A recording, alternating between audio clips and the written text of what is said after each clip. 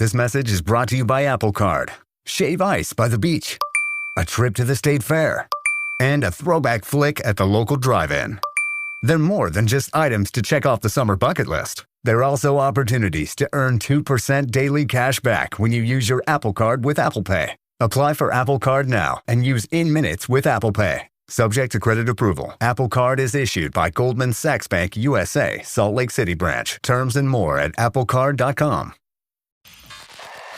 Low energy, unfocused, foggy? You might be dehydrated. Whether it's hot yoga, over 100-degree weather, or too much sun. Gatorlight, with a specialized blend of 5 electrolytes, was scientifically designed to help move fluids into the body faster for rapid rehydration. Shop now at retailers nationwide. Gatorlight hydrates faster than water. Is it in you? Symptoms noted are signs of mild to moderate dehydration. Consult a healthcare professional if symptoms persist. Pros, find the right flooring for the job in Lowe's newly redesigned flooring showroom. Shop our expanded assortment of trusted brands and get up to 35% off style selections, Stainmaster, and Stainmaster Pet Protect Special Order Carpet. And while you're here, save $100 on a DeWalt 20-volt max 6-amp-hour 2-pack of batteries, now just $179. Get more of what you need faster and save more where it counts from the ground up. Our best lineup is here at Lowe's. Valid through 8/26 while supplies last. Selection varies by location.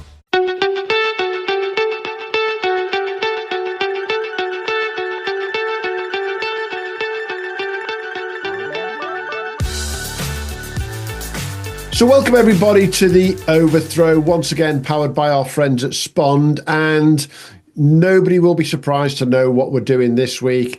It's ECB National Club Championship semi-final week, and as a consequence, we're talking to somebody from each of the 4 semi-finalists. So with me first, and joining me from Sawston and Babraham, who are the most unbeaten side in the last 4 right now, 5 wins back to back. No one else can say that. But they're also, and I think they've got to be proud of this, the only club left from a national county and not a first-class county. Skipper Callum Guest, how you doing, bud? Hi, Ian. I'm good. How are you? Yeah, all good, mate. All good. It's we join each other on a day where the test match is on. The Red Bull's back, and you guys have gone back to coloured clothing in your league. But you can't wait to put the whites on Sunday to play Shepherd's Bush. Yeah, like I said, it should be a brilliant day. Obviously, we played the last game at home as well against Sutton. They brought a coach load down, and it was just a fantastic day. Fantastic day for the club, and obviously, I think that game paid testament to that one as well, because it was a bit of a thriller. So no, it should be another great day for the club. We'd obviously made a bit of a point at the start of the season to try and give this a really good crack this year. Yeah. Never really done it before, so you obviously don't know how far you can get in the competition or what teams you come up against. We obviously had 2 years ago, Brentwood won it, and we played them probably in the 4th round. So we looked at that as almost like the start of the whole campaign. If we can get to that stage of the competition, we're then getting into the nitty gritty of it. And no, it's been a brilliant competition, and obviously the boys have done fantastically as well. Yeah, and we will talk about the games in a second, but I think one of the things that's been key to what you guys have done, and I'm going to throw a number at you, is 5.76. It's the consistency that you guys... Do you know what 5.76 represents for you guys? And I'll tell you anyway. It's the average run rate across all the games in the National Club Championship so far. So if I told you you've gone at 5-7, 5-8, 5-2, 6-7, 5-3, 5-6, it averages out of 5. You've been so consistent with the batting. No one else has been even close to you with that. Has that been the key, do you think? Yeah, I think that, and obviously, I think in a lot of those games, or the majority of those games, we've chased. But we've actually had I'll do a little bit of badgering myself, and having a look around the competition, there's a lot of teams that just have done it one way. Yeah. On the vast majority of their games, we've actually had quite a good split. So obviously, we defended against Sutton last week, and defended in the first game against Billericay. So we've actually had quite a nice split of how to, our way of potentially going around the competition, but also, like we said, we've played a lot of games on the road, as it were, in this early stage of the competition, and just going there, and obviously having played on the Saturday, I actually think a key to ours is actually we got off to such a poor start in the league. The mentality from then onwards has literally been we have to win every game. in the league, and sometimes we've got a pretty good record in the league in the last few years. We've been a lot of the time looking over our shoulders, whereas this year we've kind of chasing them down. So that's actually, I think, weirdly, I think it's really helped us on a Sunday as well. It's almost that mentality of, we've got to win on a Saturday, we just win on a Sunday. Just don't worry about draws, playing for points. I wasn't going to bring that elephant to the room up. No. You had a shit start to the season. Let's be brutal about it. It wasn't pretty. And to be brutally honest, you're not the only one. There's probably about a dozen of last year's 2025 Premier League champions all got off to similar starts. You're like, what the hell's going on here? Yeah. But right now, you're in a top spot in the league again, and there's a proper old battle going on a Saturday, isn't there? No, yeah, it's a really good league. I mean, for those that don't know about it, obviously we got a lot of the NCCA players playing in the league. There's a lot of first class players come down and some great overseas. And I think at one point it looked like Horsford were going to completely run away with it. I mean, when we got rained off against, or had a rain affected game against them around about the halfway point in the season, we kind of looked at him like, they're about 90 points ahead. It doesn't look like anyone, it's going to be over in about 4 weeks' time. But everyone, to be fair, has just cracked on. And we've got 3 of the top 4 to play in the last 4 weeks. So we're looking forward to it. It's very cliche, but it's going to be every game is a cup final, because we've got the team that are third this weekend that are 1 point below us, and when you're playing for 25 points in a pink ball game, it's 1 point isn't a lot. It's I'm the first to say we talk about the East Anglia League probably more than we really should on the pod week in, week out, because it's been a great league for the last few years. This year's blown me away in how close it's got. As you say, Horsford halfway through were gone. We thought they were going to be the first in the country to win the Premier League this year, but you've pulled it back. And I think it's a bit like what your National Cup campaign's been like. And I'm going to go back to that last round against Sutton. They get to within 9 runs to win with 2 overs to spare, 3 wickets in hand. As a skipper, even you must be going, oh, this one's tough. Yeah, it was, I think I felt like that way probably a few overs before that. But we've got real good depth in our bowling, and actually, what completely changed that game, we've got a young left arm who's batting at 3 for us at the moment. Ethan Rice is actually playing for Kent 2s today against Surrey, and he's on a 3 for. Their number 5, Jaden Broderick, come in, and he was, I'd probably safely say he's one of the best batters I've ever seen that's come over. He batted unbelievably. Yeah. Obviously, he was with Ryan Hackney, who plays at New South Wales. Mm-hmm. They looked like they were cruising, but to be fair to Rice, he bowls left arm, pretty good pace, and he actually changed the game. He bowled 2 short balls at Broderick, and it just kind of changed the momentum of the game a little bit. Didn't get any wicket for them, but then the next ball that Broderick had faced from our left arm spinner, he'd done something he hadn't done all innings and got out. So it's almost like sometimes with the way things go, I think as a captain, you're as good as the players you've got at your disposal, right? So having that ability to be able to give a ball to a lad that can bowl close to 80 miles per hour at a time when the game's gone slightly dead, I'm very, very lucky. And like I said, the captain is only as good as the players that he's got. Throw the ball to score the runs, and moments like that in games have definitely been what's got us through this campaign a little bit. There's been other instances where spins come on, and really, like you said about the run rate, the changing of the game in to strict teams has been huge. Absolutely, it's been consistent all the way through that. But if you were to pick any of the games besides the Sutton one, which one would you pick as the one that said, do you know what, we're in on this one? I think we had the 2 back-to-back. I think, like I said previously, obviously the game against Brentwood was one that we looked at the start of the season. Obviously, you can see your route through the national stages kind of thing. And that was one that we looked at and thought they'd won the competition 2 years ago. If we can get to that, I can start probably putting a bit more pressure on the NCCA lads that are playing consistently there, just to say, look, we're actually quite far into this competition now. And we're putting a really good performance out there. I think we got 290 and we had them 70 for 6. So we kind of killed the game nicely in the first 55 overs of it. Done really well. And again, then the following round you play Wimbledon, who I think in that same round that we played Brentwood, they'd chased 250 in about 25 overs. Yeah. So we looked at that and thought, that could be very tough. And we went down there and put in a really good performance as well. They were probably the 2 that I would say. Obviously the Sutton win was amazing, and we're getting to a stage in the competition now where it's brilliant, but those 2 games were they were actually memorable games, very memorable games. Yeah, and obviously the one at Wimbledon in particular, that was a delayed game, wasn't it, by a week because of the joys of the Wimbledon fortnight and Wimbledon not playing the home games. But by the time you got down there, it was you came to the party more than anyone, 95 not out, and on a great batting track generally down at Wimbledon as well. Yeah, and you're not just batting against any old side there; you're batting against one of the top sides of the country, aren't you?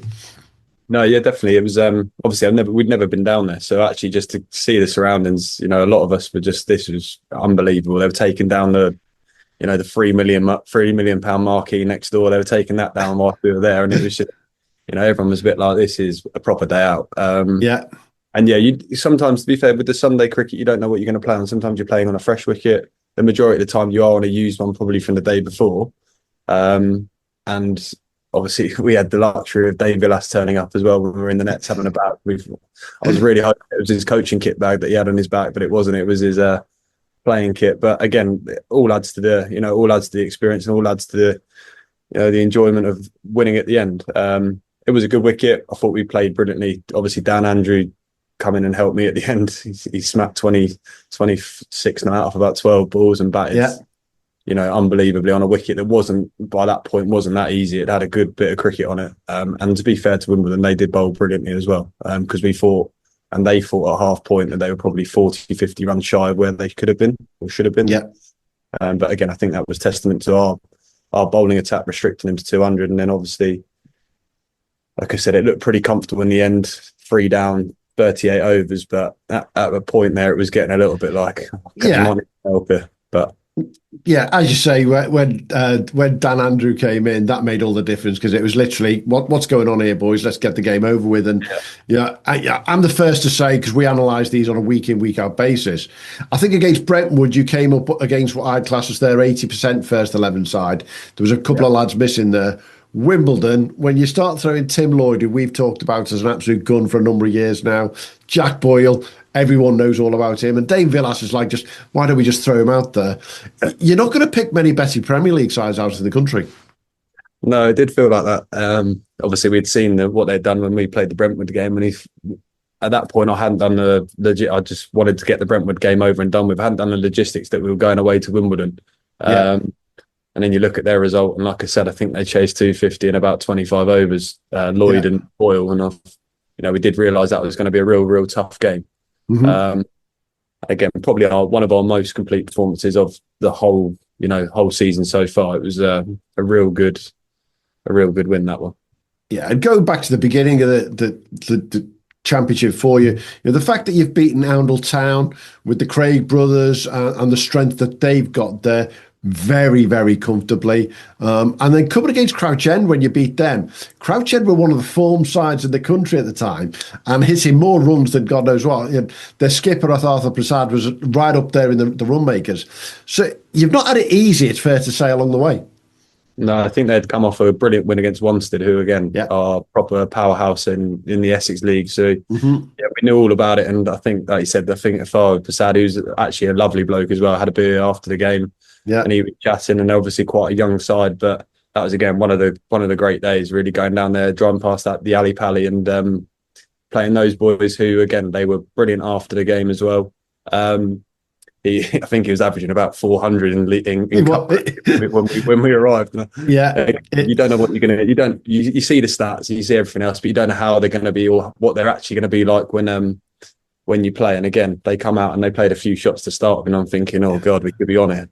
But again, boys done really well, chased out relatively comfortably.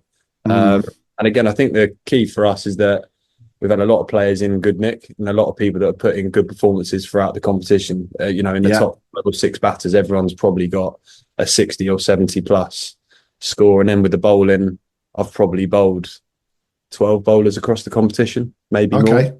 So there's been a lot of, with the NCCA stuff, there has been a lot of chopping and changing, but it has given people an opportunity to get into the games.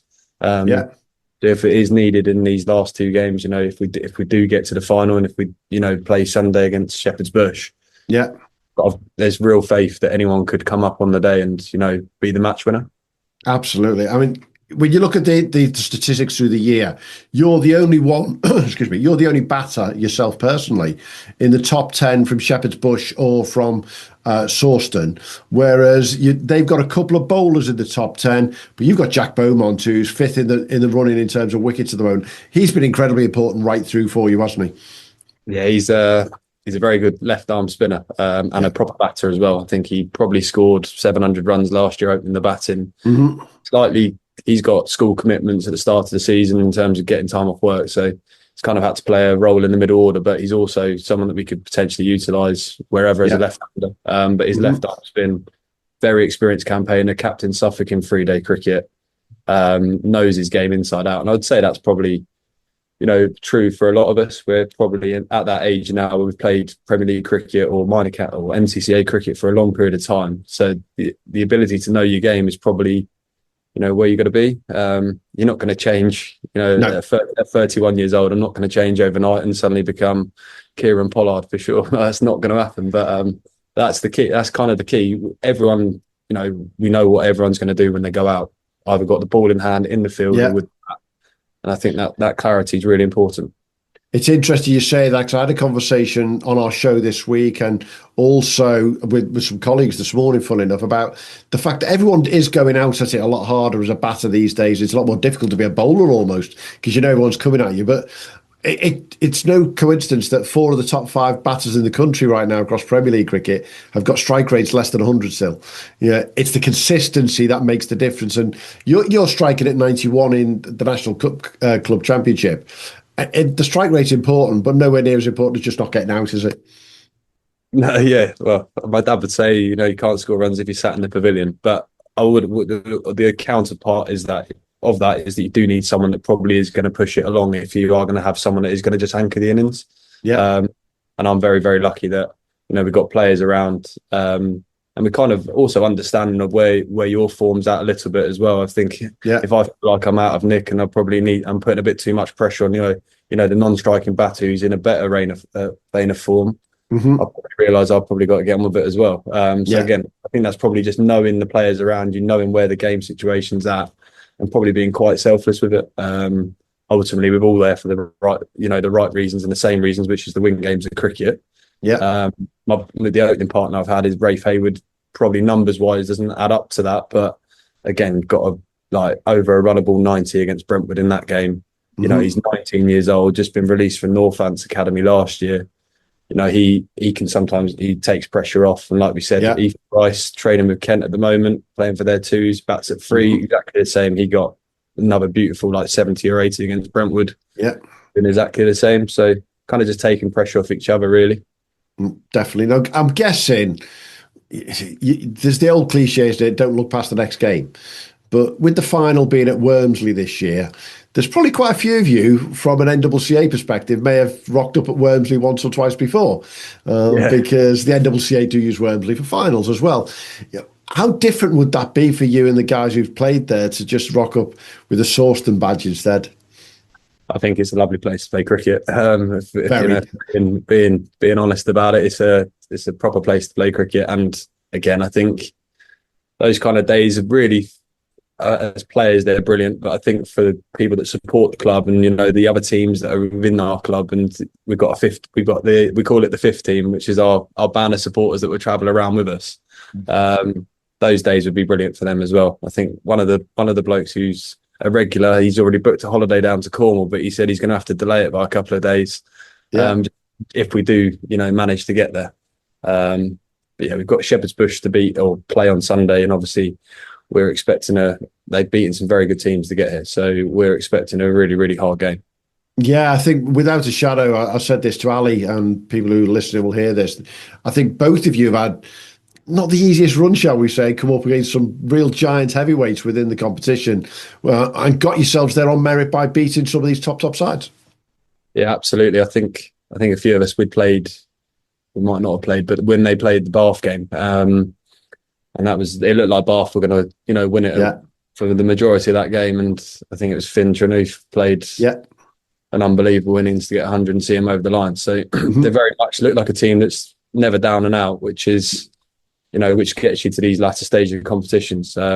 Yeah. Like I said, I think the boys will be very switched on. We've got a massive game Saturday against Sawston, who again are regulars in latter stages of these national competitions and have won many a time. And then obviously if we get through that one on Saturday and then keep positive thinking for the Sunday game as well. Absolutely. And it's just rough at the moment for all you lot because it's Saturday, Sunday, and for some of the NCCA boys goes on Monday, Tuesday as well. But the enthusiasm that will come on Sunday is pretty easy to find, isn't it? Absolutely. I won't need to say too much about it. I think our warm-ups normally take teams off guard because it's a lot of football played and just really trying to relax everyone. Another game of cricket kind of thing. We've done all the hard work. A lot of the boys will hit 3, 4, 5 times a week if they can. We'll get a bowl through. And again, like we've said earlier, you're not going to change overnight. You do what you need to do to prepare for a game. But I think my job as the captain of the side is to basically keep everything the same as what we've done for the last 15, 16 weeks of the campaign and keep it as relaxed as possible and not change really. I think that's the key. And then obviously you're going to need some luck. We had some luck against Sutton. We had some brilliant individual moments, but there is a bit of luck involved as well in these games. Well, having beaten Bath and East Moseley along the way for Shepherd's Bush, having beaten Wimbledon and Brentwood along the way for you guys, all I can say is whoever gets there to the final deserves it because you couldn't have been dealt I won't say a rougher hand because that's the wrong way to put it, but you've both had tough draws along the way. So wish you luck, mate, on Sunday. I'm sure there'll be a good crowd there down at Sawston to look after you guys, and we'll be at Smethwick, but I'll be keeping a close eye on what's going down at you guys, and we'll see one of you at Wormsley on the 13th of September. There you go. Thank you very much. Thanks for having me on.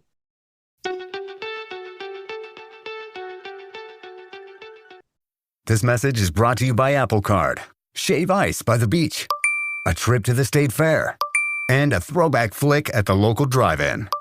They're more than just items to check off the summer bucket list. They're also opportunities to earn 2% daily cash back when you use your Apple Card with Apple Pay. Apply for Apple Card now and use in-minutes with Apple Pay. Subject to credit approval. Apple Card is issued by Goldman Sachs Bank USA, Salt Lake City branch. Terms and more at applecard.com. So I'm with Arif Mahmood now, the team manager at Smethwick Cricket Club, who this week will be welcoming the national T20 champions, New Farnley, down to Smethwick for the semi-final. How are you doing, Arif? I'm not bad. Livo, yourself? All good, mate, all good. How excited is Smethwick Cricket Club? I mean, you guys are monsters, but this is a national semi-final now. Yeah, no, it's a fantastic week for us, which is coming up because we've got a top-of-the-table clash on Saturday, which then goes into this semi-final on Sunday. And for the club, it's absolutely massive. 22, 23 years ago when I joined, we were playing Division 2 West, which wasn't actually in the Birmingham Premier League. So in that period of time to have kind of got our way up to the leagues and then now be, the last 4 or 5 years, the most successful team in there, having won it 3 out of the last 4 years and in with a shout again this year, and not having reached the national knockout semi-final. So it's a massive weekend. Everyone's absolutely looking forward to it. People in the background getting the ground and the surrounding areas ready for Sunday, which hopefully will be a wonderful day. Absolutely. And I think that's one of the beautiful things about the 4 semi-finalists. You've never reached the semi-final. New Farnley have never entered this competition until this year. Sawston, it's the furthest they've ever got to. And Shepherd's Bush, the furthest they've ever got to. So we're talking about 4 clubs here who it's new territory, but that's great for the competition as a whole, isn't it? Yeah, no, absolutely fine. The thing is, it sometimes does probably get boring when you see the same old faces and the same old teams getting to the latter stages. So it's good to see 4 new ones there. So it's me personally, it's been one of my ambitions, when it comes to club cricket, is to get as far as we can, or not just to get as far as we can, win the competition. So we're kind of like egging everybody on and kind of keep the spirits up, and hopefully we'll be motivated for Sunday and rearing to go. So come on then, New Farnley coming down to Smethwick. A lot of our listeners, week in, week out, will hear us mention Smethwick because there's things that have gone on there. I can't wait to see Deepak live rather than just seeing him on a stream now, for example. What are New Farnley going to expect? What are they going to find when they get to Smethwick? I've been there, but you tell everyone.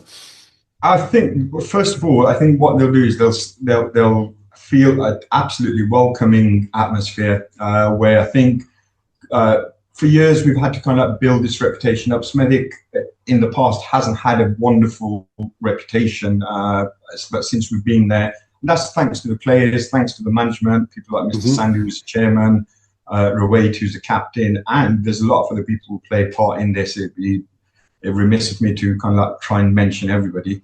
But they'll be absolutely welcome, and either way, whichever way the cricket goes, they'll go away from Smethwick thinking, you know what a wonderful bunch of lads, and we've had an absolutely fantastic day. We'll make sure of that. We'll give them the full Smethwick treatment. Absolutely. And I can't wait. I enjoyed some time down there last year when the Challengers played the Irish under-19s, and enjoyed my time down there, which was great. And I've told the new Farnley boys that you're going to get that welcome. You're going to love being down there. And it's a proper suburban little ground as well, isn't it? It is. We're right in the middle, in the inner city, really, which sports centre. We've got a temple across the road and everything, surrounded by houses. Even overlooking the ground, you've got a new block of flats which have gone up. So it's just totally inner city cricket club, which sometimes causes a problem with like catchment and trying to get hold of players, because you've got in the middle of everywhere, a lot of other clubs, and people can have a pick and choose where they want to go. Yeah. Now, let's talk about how you guys have got to the semi-final. And I can't go any further than that last game at Nolan Dorridge. Now, I was going to be there that day, but unfortunately, I got called up to do my analyst duties down at Northants, and obviously had to keep an eye on what was going from afar.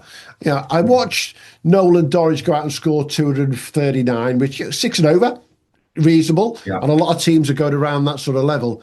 But it's fair to say, and Ollie Currell, I do apologise, mate, you battered them. You absolutely blew them away with that innings. Was that just one of those days that everything seemed to go right when the boys were batting? To be honest with you, I think that's the way we play our cricket. We're very strong with the bat. And if you look at, throughout the season and in the past seasons as well, especially more so now, most of the guys will go out more than run a ball. So I've tried to always encourage that with the players and back them totally. Say, well, look, you play the way you want to play, be attacking, don't let the bowler bowl to you, and, impress yourself on the game. Yeah. So we've always had this philosophy with the bat that we're going to take the game to the other team rather than let the bowlers bowl at us. Yeah. And I've seen quite a few of those performances. But back to your point, it did seem to all kind of click everything into place beautifully that day. Yeah, I watched, as I say, from afar, and I saw Ollie get Amir early doors, one of your top batters, your opening batter, and you're thinking automatically there's pressure on the boys here. But then, Rajpal and Vikram went to do what they did. Deepak came in when it was comfortable, let's be honest, already, and Deepak just was able to do what Deepak did. And the skipper then, Bilal, on the day, it just became easier and easier. And even by any standards, to chase that down in 30 overs was more than pleasing, shall we say? No, 100%. 100%. And the thing is, I mentioned out here to Vikram Kadaria, who this last week actually got 1,000 league runs with 4 games to go. He's been absolutely sensational. What a cricketer. There's not enough superlatives and not enough good things to say about him. And then, like I said, we've got people like Deepak, people like Amir Khan, Rajpal, Bilal. Bilal, the old rock, comes in at number 5. And it just, to be honest with you, he's always like at me wanting to bat higher up the order. But for me, number 5, I know if we need 80, 90 to win, he's going to bring the game home. I think that was explosiveness. Yeah, and I think that was what I saw at that game, the previous round against Ockbrook. I mean, Ockbrook had come to play you guys having beaten Hucknall previously, having beaten Kimberley Institute, who were unbeaten in the Nottinghamshire League. And even by Ockbrook's own expectations, that was a big win to beat Kimberley. Then to have you guys to travel up to Derby and play Ockbrook, again, they weren't expecting to dominate by a long way. But to see you guys chase down 115 in 11 overs, I made the joke on our pod at the time. You guys obviously had a booking at a restaurant to get back to.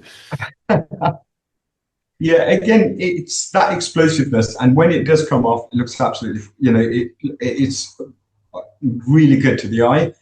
In the sense, if you're out there watching, you're thinking like, wow, it can go wrong, but the thing is, the way the talent the guys have got and their ability that they've got, I just feel it'll go right more often than it will go wrong. So you've got to back the guys and say, look, go out there and do your stuff. Yeah, and I think, is it fair to say the game against Barnt Green was the one where you guys thought, oh, hang on a minute, 175 all out, that's where it's not gone quite the way we expect it. But then the bowlers did what the bowlers do, and you beat them comfortably in the end. Yeah, I mean, to be honest with you, that game, we were disappointed at 175. I remember halfway through, we come into the break time, we're in the changing room, and everyone's kind of like really moping around. And I just like literally sat him down and said, look, it's pointless moaning. We've got 175 now. Just go out there and defend it. Yeah. And grounds like Barnt Green, grounds like K&D, the atmosphere, the supporters there, they're there obviously to support the local team, but it's amazing how the opposition actually feeds off them. Yeah. It just makes you try that bit harder and want to win that much more. And people were diving around.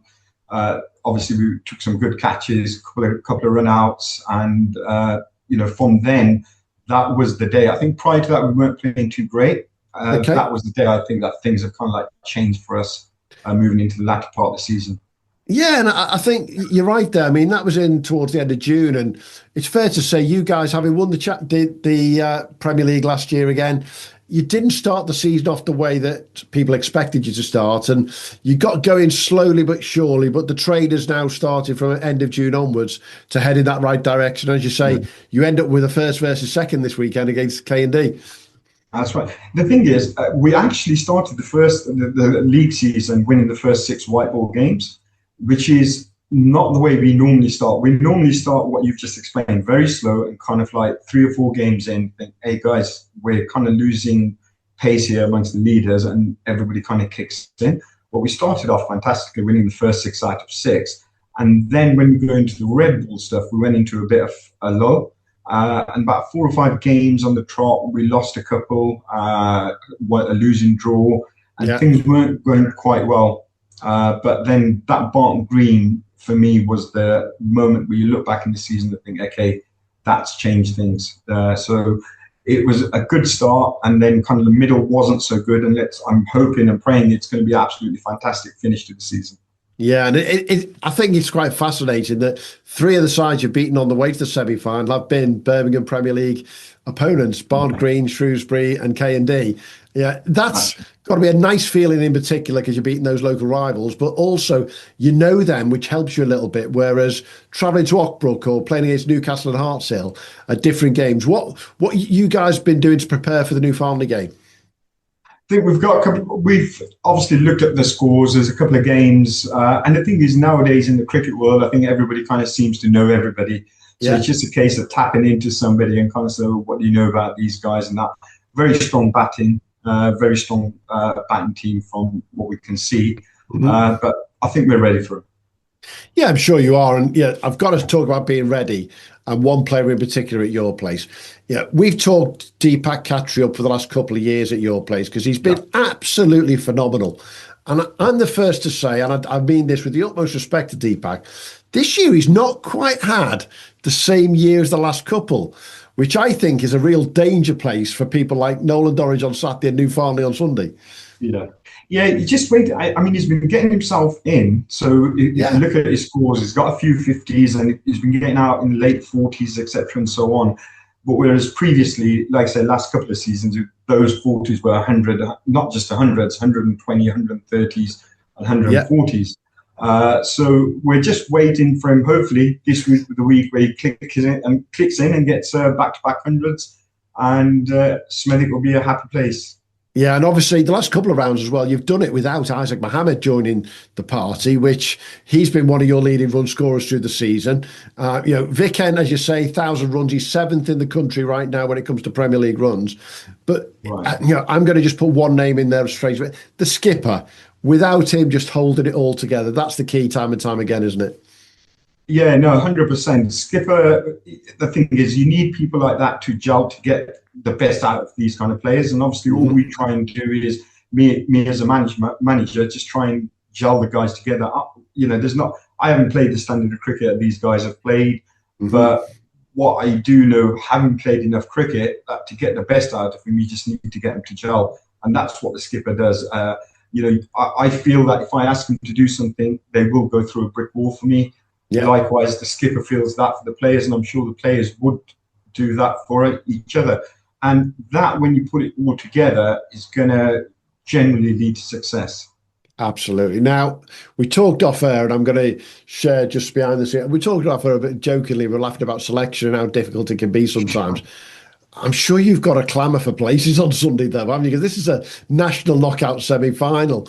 You've got the difficult job of picking the best 11 there, haven't you? That's right. And the thing is, we're kind of a bit restricted with the, obviously, category 2 player, I think it is, your county player. Because both Isaac and Taz, who bowled well on Saturday, took 4 for on Saturday for us as well. So we can only play one of them two, because they've played in the T20 stuff and the Royal London stuff. So one of them. And then 10 others to go with that. Obviously, with the overseas in there already as well. So there's competition, but generally what you find is that guys take it very well. If not selected, nobody takes it personally. They just realise at the moment there's people who are in better form, and they all, as long as we have, we've got a group which is called Connected Hearts, because we kind of firmly believe that we all need to be connected and pushing in one direction for the team to be successful. And our motto has always been, do what you need to do to make sure that Smethwick win, whether that's Bilal, whether that's Rawaid, Vikan, Deepak, or Isak, anybody getting the runs, getting the wickets, it doesn't matter. We all enjoy each other's success. Absolutely. So come on then, let's sum it up nicely. What would it mean to you guys to go from Div 2 West to that pinnacle of a National Club Championship final? You've seen other clubs from around the Midlands do well and get there before, and one or two have done. Shrewsbury won it back in the day, for example. But just to get to that final at Wormsley, what would that mean to Smethwick?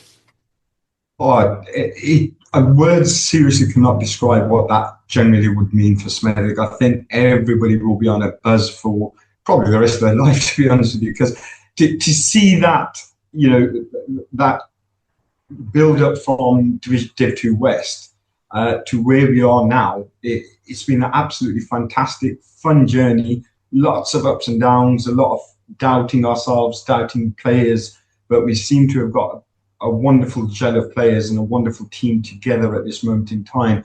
So seriously, words, it'd be the pinnacle of anything that I've achieved in sporting terms. I've been fortunate enough to play representative games against India and NCCA games at Lords and everything, but this would far outweigh that. Just watching the team and being part of a team from the management aspect of it, that goes on to Wormsley, not just goes on to Wormsley, hopefully wins it there as well.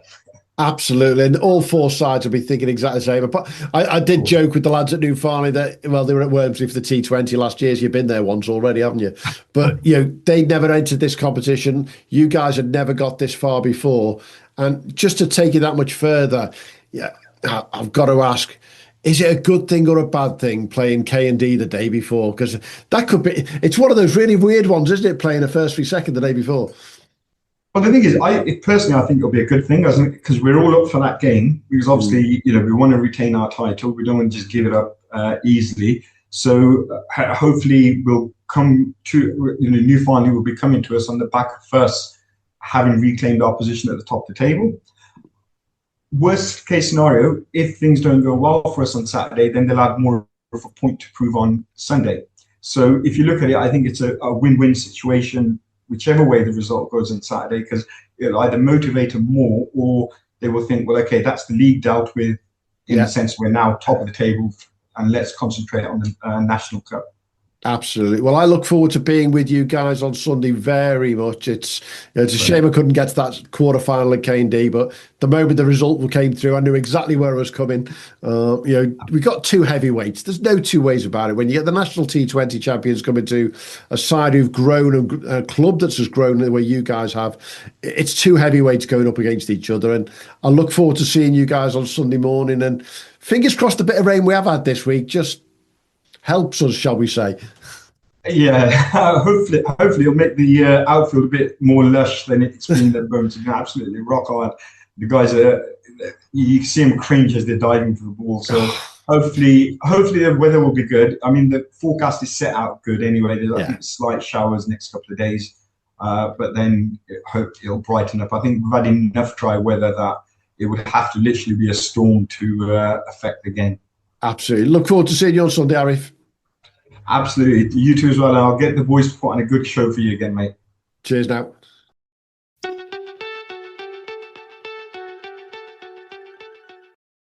This message is brought to you by Apple Card. Shave ice by the beach. A trip to the state fair. And a throwback flick at the local drive-in. They're more than just items to check off the summer bucket list. They're also opportunities to earn 2% daily cash back when you use your Apple Card with Apple Pay. Apply for Apple Card now and use in minutes with Apple Pay. Subject to credit approval. Apple Card is issued by Goldman Sachs Bank USA, Salt Lake City branch. Terms and more at applecard.com. So with me now is Ali Easton, the club captain and first 11 skipper at Shepherd's Bush. Looking forward to a little trip up to Sawston and Babraham on Sunday. But you won't be playing, will you, Ali? I will not. Unfortunately, Ian, thanks very much for having me on, and thanks from everyone at Shepherd's Bush for covering us. No, I will not be joining. I broke my shoulder in a couple of places playing against Bath in what was, fortunately, still a pretty massive highlight of the season for me. Even though it was obviously a very disappointing game from a personal perspective, it was an incredible one from a club's perspective.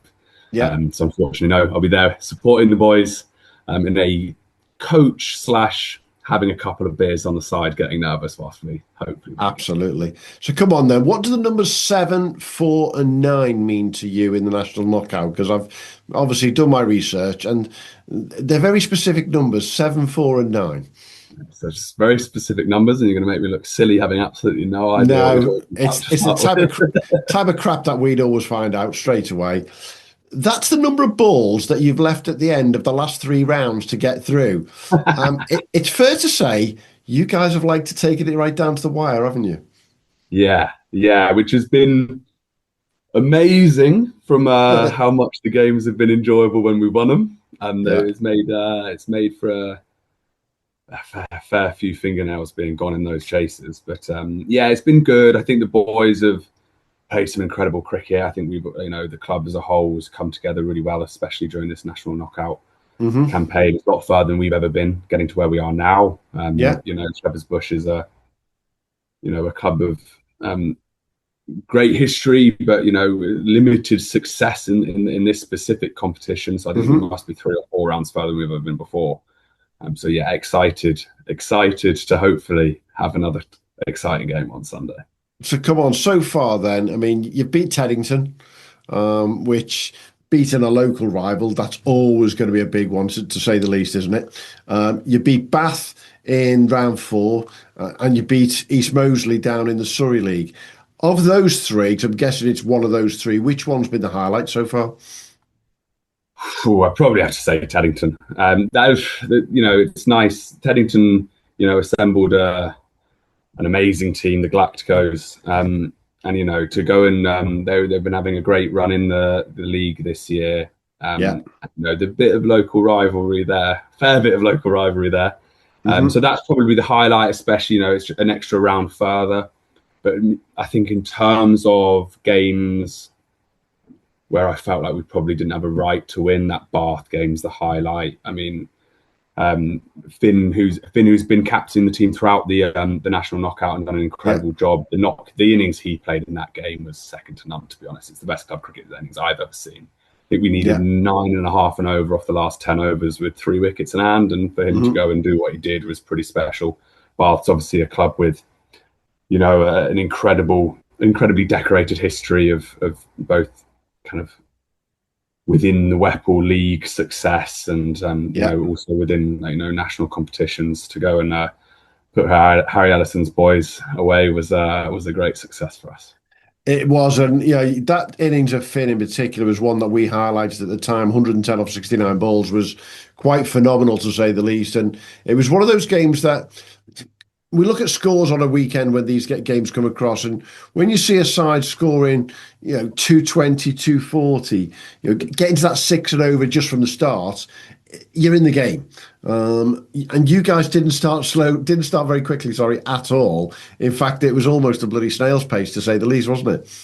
I think that's fair to say. I think we gave Sid a bit of grief about how fast he went at the start of that game. But I think it was one of those ones where we were playing right on the edge of the square at Bath, and the deck was good.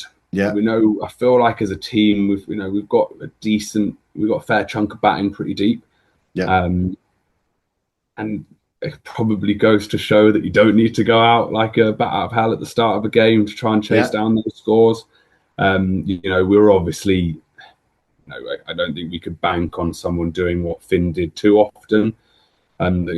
Quality of ball striking, etc., was pretty phenomenal. Phenomenal.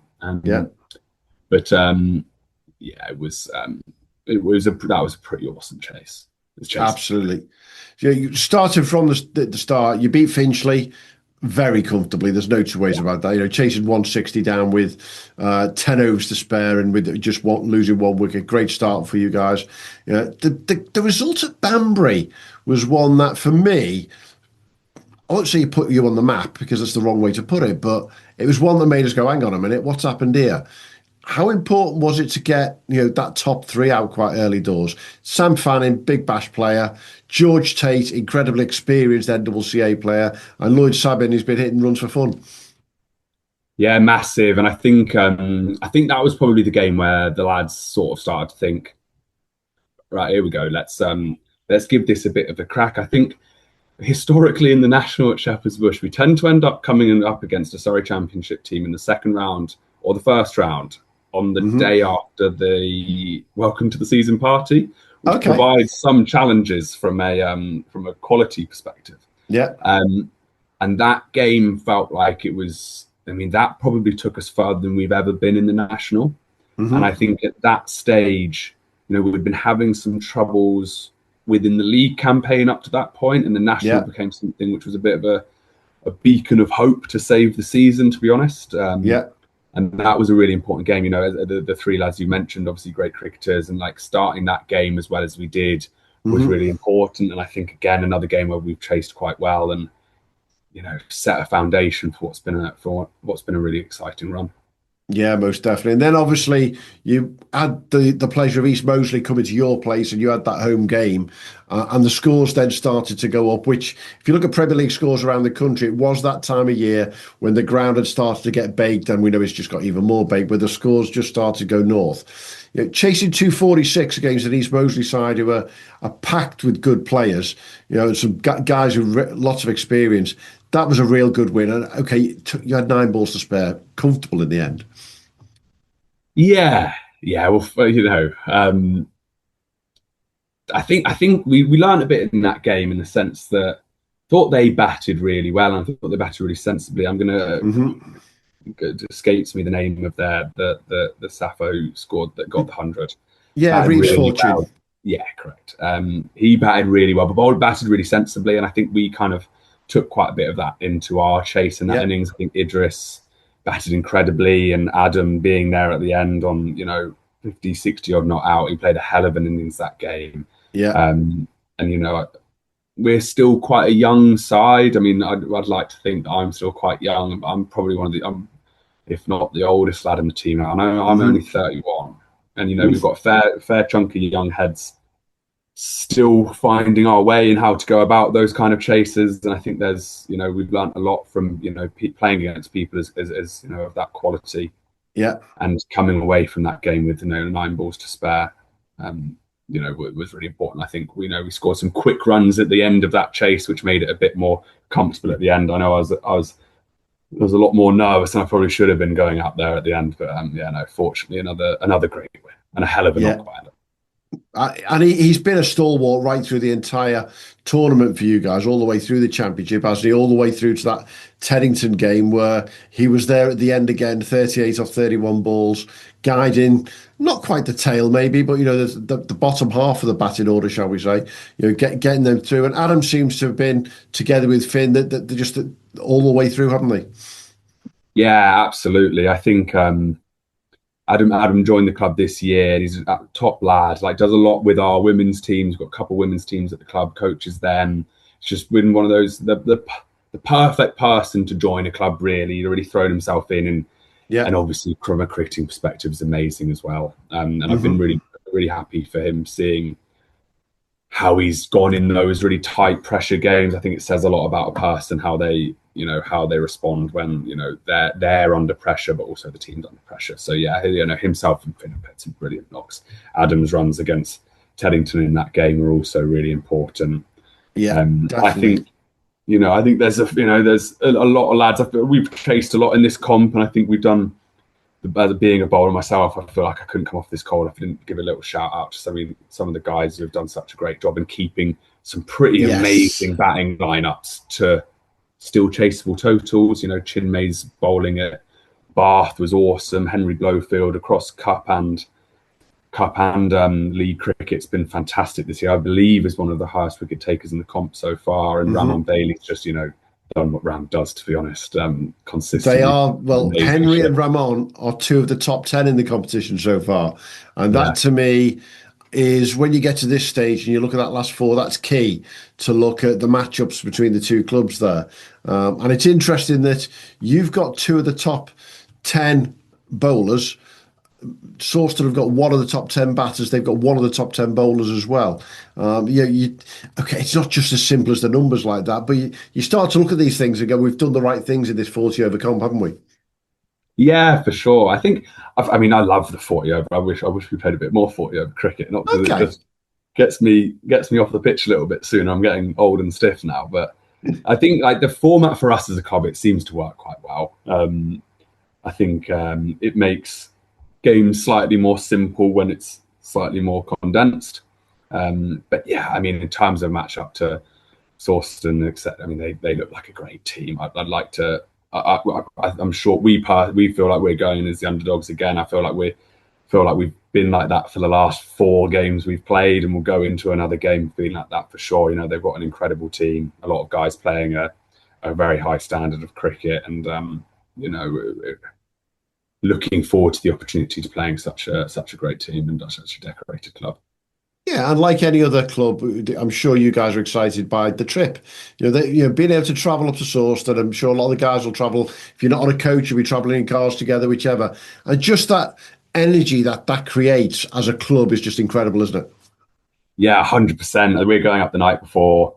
We did the same when we went down to Bath. We all stayed at stayed in like a 13-person Airbnb just outside of Bath. And I've been at Shepherd's Bush for 7 years. I've never been in I've been on tour once. We've it's a rarity to go and spend an evening with the lads you go and play cricket with every Saturday. I spend an evening in the bar after with most of them, but not going away and doing stuff like that. It was an amazing day for the club. That Bath game, especially, having we must have had 40, 50 bushmen and women down watching us. It was an incredible day, an incredible evening, and quite an incredible night as well. And then hopefully we go and do the same thing. I know there's a couple of the lads at the club. Shout out to Matt Day for doing as much as he has to try and organise the Bush Army to Cambridge.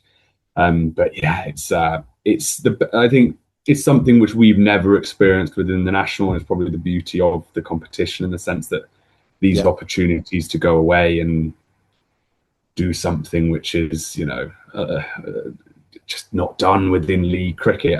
As much as it was amazing to play and beat Teddington in the quarterfinal, I'd be lying if I said I wouldn't have rather gone up to the club up north and played somewhere else. But absolutely.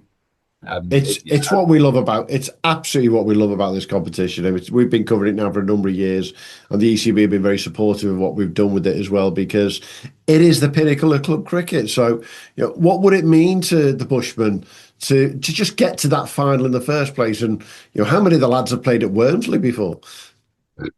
I mean, I don't even want to think about it, to be honest.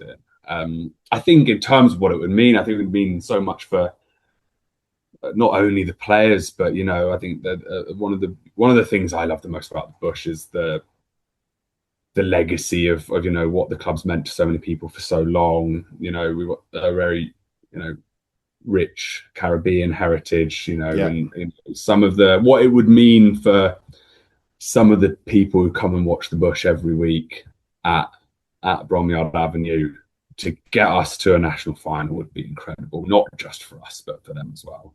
And I think from my side, it would be I feel like we've come off the pitch in the last 3 rounds of the national and said, that's one of the great days. So the idea of having another one of those great days is something which makes me very excited. And from a personal standpoint, there's a very, very slight chance that I'm stupid enough to try and play in that final if we got there. So I'm definitely going to be doing my best from the boundary to help as much as I can.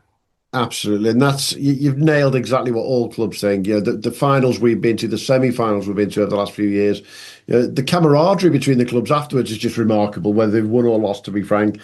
And everyone talks about that game. And you guys have already had 1 or 2 of those this year, but you're just looking for Sunday to be another one of them, aren't you? 100%. I watched a fair bit of that game. In that Sutton game looked like a real tense one. As I said before, I'm sure the guys we come up against on Sunday is going to be it's a hell of a team, and we're just looking forward to having an opportunity to go again as an underdog and do what we can. See if we can scrap our way to the final. Doesn't matter how you get there, just get there, isn't it? 100%. Yeah, I guarantee now I'm doing some history stuff on the National Club Championship right now. The history books won't tell you how you got there as long as you get there. Correct. Definitely. Hey, great. Thanks for joining us, Ali, and look forward to seeing how you go on Sunday. I'll be at Smethwick, unfortunately. Not unfortunately for being at Smethwick, unfortunately. So it won't be with you guys, but we'll be keeping a very close eye on what's cracking off down there. And good luck to yourselves and obviously to the guys at Sawston. Awesome. Thanks so much for your time, and thanks for having a chat about Shepherd's Bush. Pleasure, mate.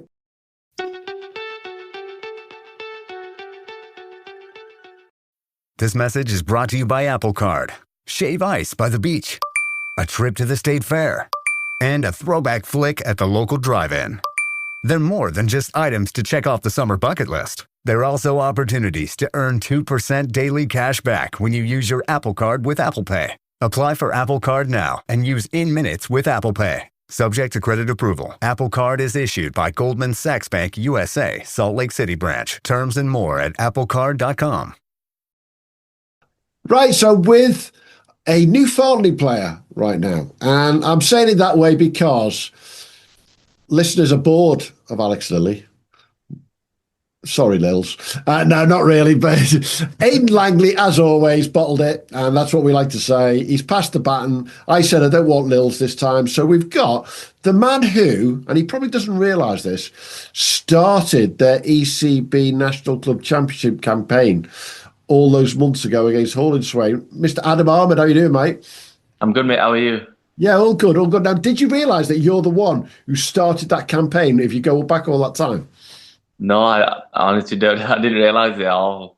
So 15 balls into the game. Ben Kohler-Cadmore's teeing off as the way he likes to.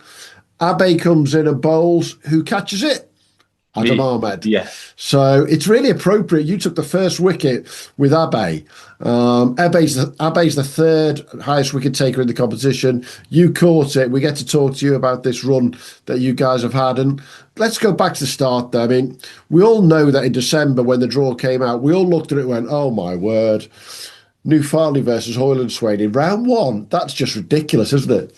Yeah. So obviously we came across the draw that we were playing Swain and we were like, it's going to be a tough one to get out of. But we knew coming into this, obviously, competition that any team that you're going to play, they're going to be very, very good. So coming against Highlands when you were like, I mean, we're ready to take them on. We've not played them maybe in the last 2 or 3 years. Yeah. So it was something that we were all looking forward to. Yeah. And just enjoying the competition and trying to beat them. Yeah, and I think the fascinating thing about your run in the competition is, it's a really weird thing to say this, the new Farnley Hoyland Swain match was your lowest scoring match in the competition by a mile, and actually low by your standards and their standards, wasn't it? Yeah, definitely. It wasn't probably the easiest of pitches. I mean, compared to what New Farnley's been like over the course of the year. Bit green, bit soft. Hence why it was probably a low scoring game. The wicket had probably a lot more in it. Yeah. But it just shows sometimes when you come across these big games with a big crowd and the pressure sort of gets to a few of the people. And I felt as though the Highlands win game, maybe second half when they were chasing, what was it, 190 or whatever it was, they probably crumbled under some sort of pressure. Yeah. Yeah, totally agree. And when Chris Holliday went, and it was 95 for 4, Furkan then went and he'd opened the batting, obviously, and been going quite nicely. All of a sudden, the 99 for 5. I thought, where's this going to go? But actually, Adnan, when he came in, he almost did for you because he started slapping the ball left, right, and centre round. Yeah. And if I was to be semi-critical, and it's wrong to say this, Samit didn't farm the strike quite as well as possibly you guys were expecting. Yeah, he didn't. So I would have probably expected him to sort of turn down more of singles and take the game on more with his experience. Yeah. But I think he was more, I think he had the trust in the batters, the way obviously Adnan were hitting it. Yeah. I thought at some point they were going to take the game away from us, and then obviously Germs broke the stand, whatever it is. Yeah. And then obviously Summit's on strike for the last wicket. And then I thought 11 to win, and with him hitting into the short side, I would have thought that he turned on the single. Yeah. But he didn't, and then once we got down to number 11, Germ just went straight through him. Yeah. How important in that game was that spell by what I call one of your big game players, Fletcher Coots? I thought that was a remarkable spell that he bowled that day. Yeah, it was a massive spell. Fletcher's come clutch for us, I mean, throughout the year, a lot of the times. When we've needed him, he's stepped up and he's delivered for us quite a lot. And he's been a crucial player for us over the course of the last couple of years, especially towards our title reign. Yeah. He's a player that when the pressure's on and the moments there, he delivers.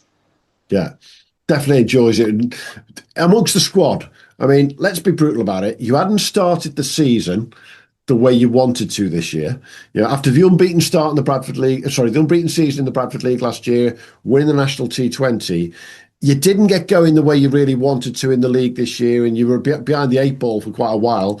Yeah. But that game then against Hoyland Swain, was that the one where you thought, well, actually, in this competition, we've got a bloody good chance? Yeah, so as soon as we've sort of eliminated a team like that with some of the players they've got, we were like, yeah, we can beat anyone. And on that day, we're going to take on anyone. So that was probably the start of it. That sort of made us sort of believe that we're gonna be able to take on anyone at any point. Yeah.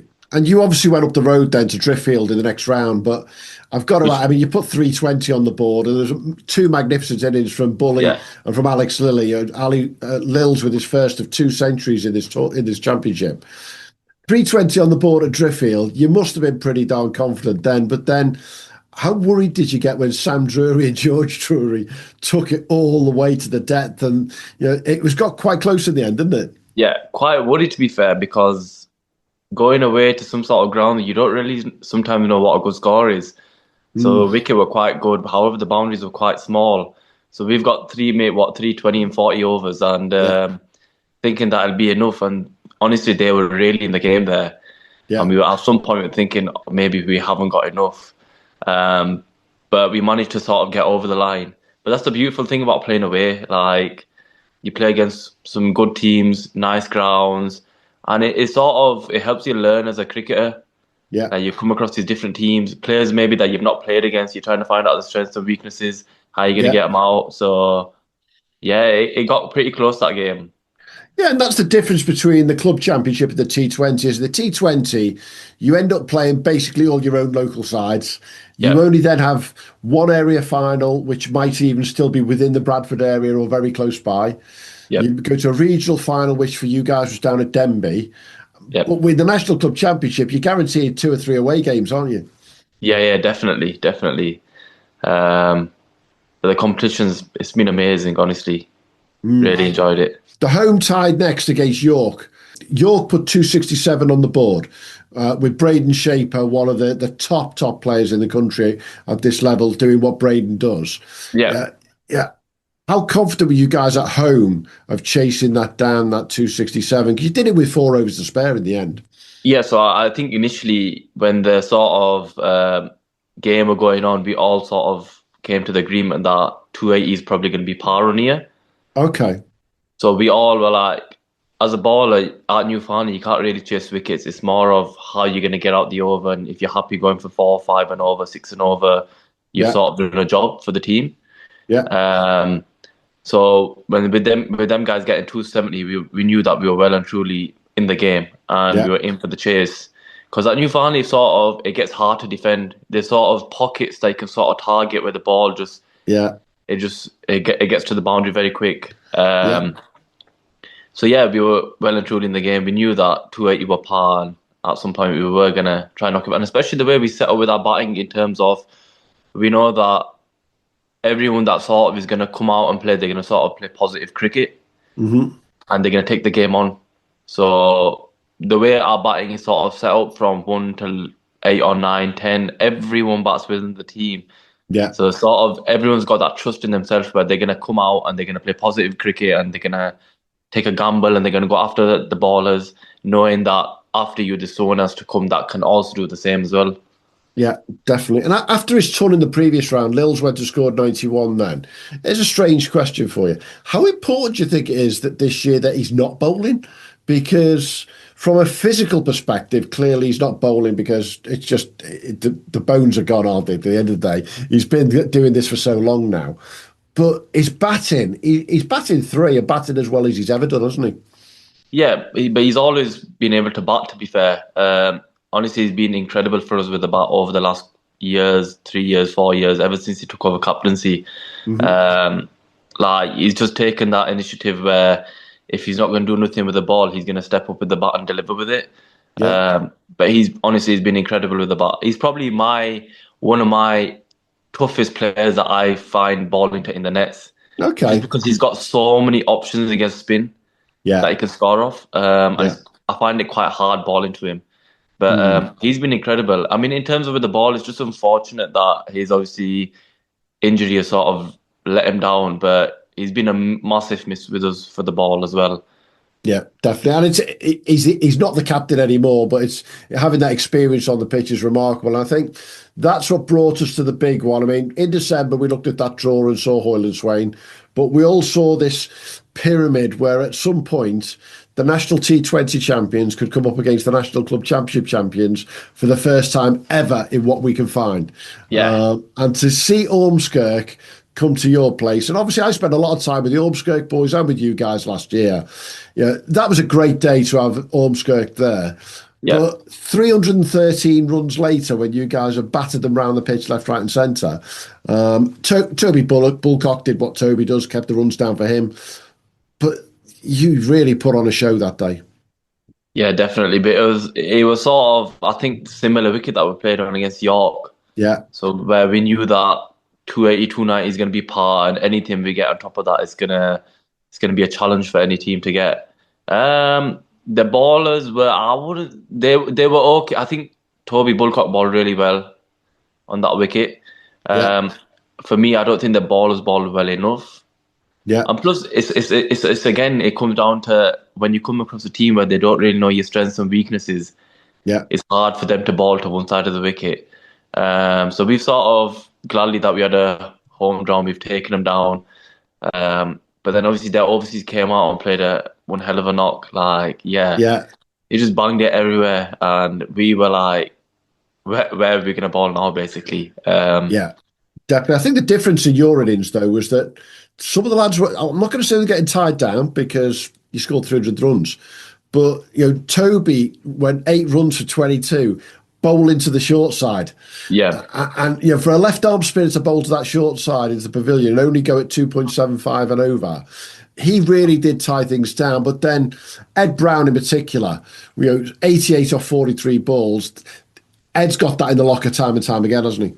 Yeah, he has. Yeah, Ed's another one that's been batting unbelievably this year. It's sort of in the middle overs when you've got a batter that can come out and has got a foundation set already and can come out and score really freely. Yeah. It massively helps a side like ourselves where it sort of pushes the score from, if you're looking to get 250, we might end up getting 300 because Ed just come off and played an unbelievable knock. In terms of Toby Bulcock, he bowled well that game, but we knew that we didn't really have to take a risk because he was their best bowler. Yeah. So sometimes if you take 8 overs out of the game and you know that we're happy to take him for 3, 4 and over, and then the rest when they come on, we can sort of target them bowlers. It's massive.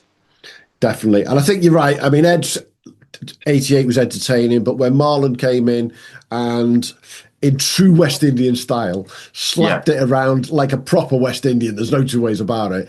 That did start to get them a little bit up there with John Armstrong, but it was that man Fletcher Coates again, wasn't it? Once he started taking wickets, big game player, he comes in from that far end in particular, and took those wickets, which made all the difference to get you over the line against Ormskirk. That then set you up with the big one against Woodlands. And let's be brutal about this. These boys have become your absolute arch enemies over the last few weeks. You played them back-to-back, a league game, and then in the national quarter-final. And then last week you played them in the Priestley Cup final. Yeah, we did. You must be sick and tired of seeing them. Well, I mean, they're probably, alongside ourselves, they're probably one of the best teams up there. They've got an incredible team. They're sort of set from 1 to 11. But it's great that we come across. Obviously, it's not great that we see their face again and again and again. But it's great that we come across the challenge, and obviously we're playing the best of the best. Because at the end of the day, if you're going to win something, you need to be the best out there.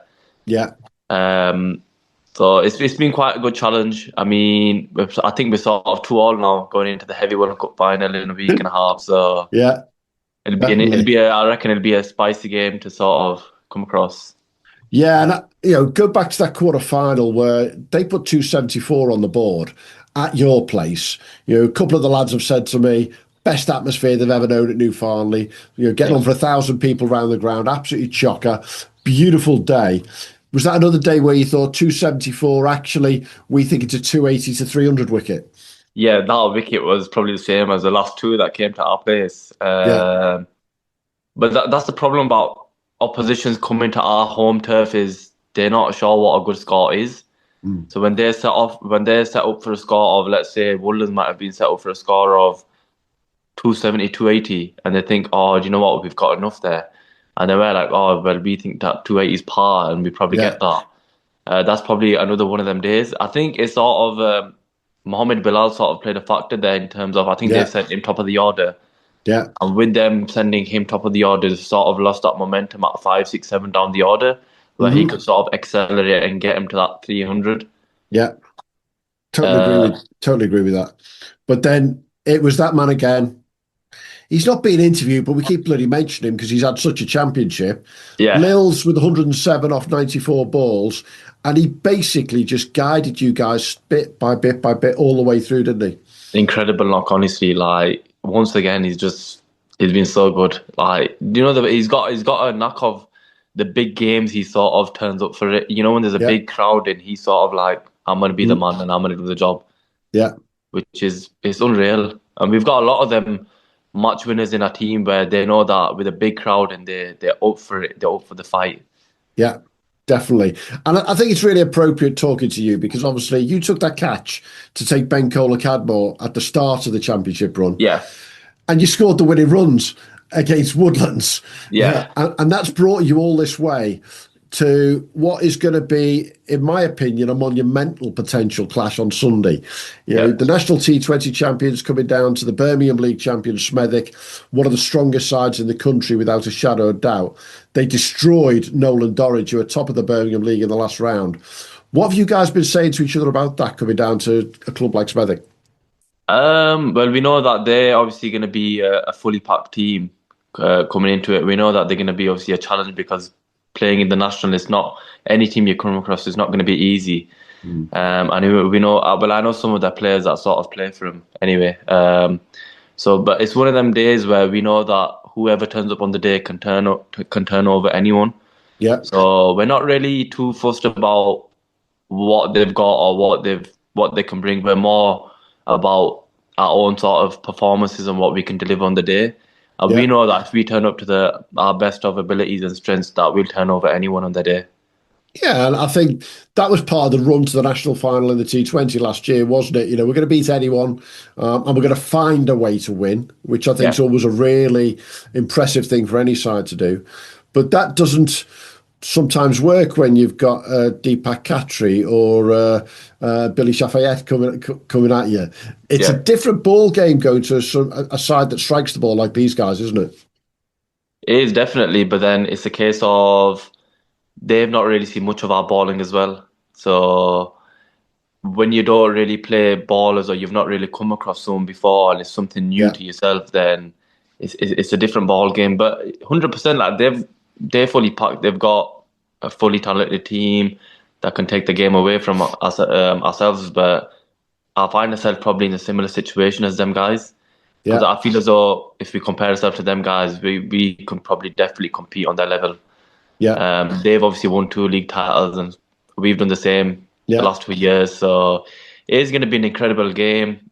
Whoever turns up on the day and wants it more is probably going to come out on top. Yeah, I totally agree, definitely. I think it's one of those games that could actually be quite easily a 300 plays 300, or it could be a 150 versus 150. It could go either way. And obviously, there's been a bit of rain down here in the Midlands as well this week, which is going to make a bit of a difference to the wickets at last. But just to get that challenge against such quality, and as you say, you love being on the road because it's just with the lads together, then, isn't it? It just brings a different atmosphere to going with respect down the road to Pudsey Kongs. Yeah, definitely. But it's the reason why we sort of enter this competition is to play against the best and test ourselves. Yeah. And also travelling and playing at different grounds or different places where we've not been to. So as a team, we enjoy it, and as lads, we enjoy it as well, just getting out there and testing ourselves. Definitely. So come on then. You won the T20 Nationals last year. How much bigger would this be? I reckon it'd be up there as probably the biggest one if we'd got it over the line. Because T20 is more of a short format. We need just one player to come off. This is more of it's a longer format, and you need to sort of your captaincy or you need to be sort of very clever with how you're going to go about it. Yeah, it's more of a team game, isn't it, without a shadow? And if you've had a choice between T20, 40 or your 50 overs that you play in the Bradford League, you guys seem to like this 40 over format. It just gives you that bit of balance, doesn't it? But the 40 over format's very different. So we've obviously not come across it before until the national knockout. It's different because in a 50 over game, you set up to the last 10 overs to go hard.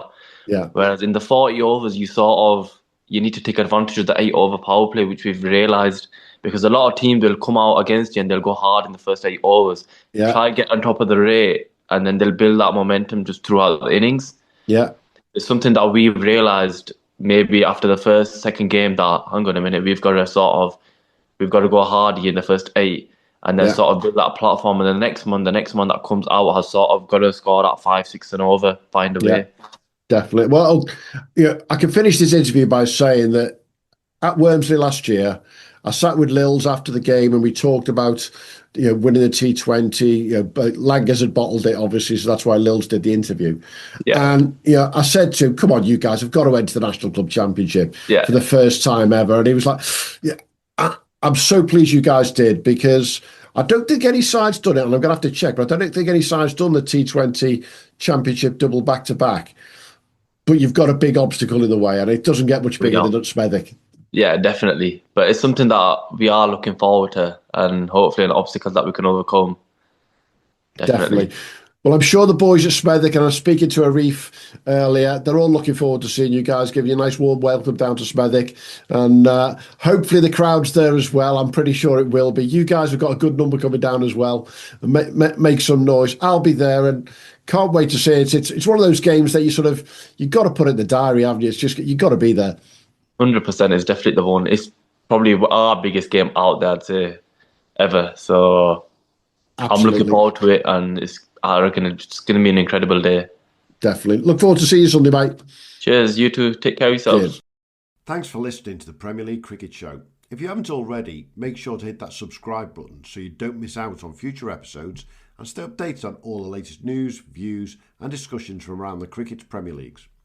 And be sure to follow us on X, formerly known as Twitter, and Instagram at TPL Cricket Show on both. Join the conversation, share your thoughts and connect with us and your fellow Premier League cricket fans. And hey, if you enjoyed the show, why not show us some love? Leave us a 5-star review on your favourite podcast platform, as it helps other potential listeners to find us when they're searching for cricketing podcasts. Thanks again for being part of the Premier League Cricket Show family, and until next time, have a good one. Hi, Ryan Reynolds here for Mint Mobile. Are you looking for a beach read this summer? May I suggest your big wireless bill? It's got suspense, mystery, a slightly flat emotional arc, and a shocking twist where you realize you've been overpaying the entire time. Fortunately, though, Mint's story is better. Every plan, $15 a month, even unlimited. That's it. Happy ending, 0 tears. Give it a try at mintmobile.com/switch. Upfront payment of $45 for 3 months, $90 for 6 months, or $180 for 12-month plan required. $15 per month equivalent. Taxes and fees extra. Initial plan term only. Greater than 50 gigabytes may slow when network is busy. See terms. Hello. Look what TJ Maxx dragged in. The Devil Wears Prada 2 is now streaming on Disney Plus and Hulu. We are digital, we are downloadable, we are streamable. The fashion event of the year is certified fresh. Pull yourself together, we have work to do. Critics say it's smart and witty and the perfect sequel. That's all. Get runway ready for The Devil Wears Prada 2 on Disney Plus and Hulu. Rated PG-13.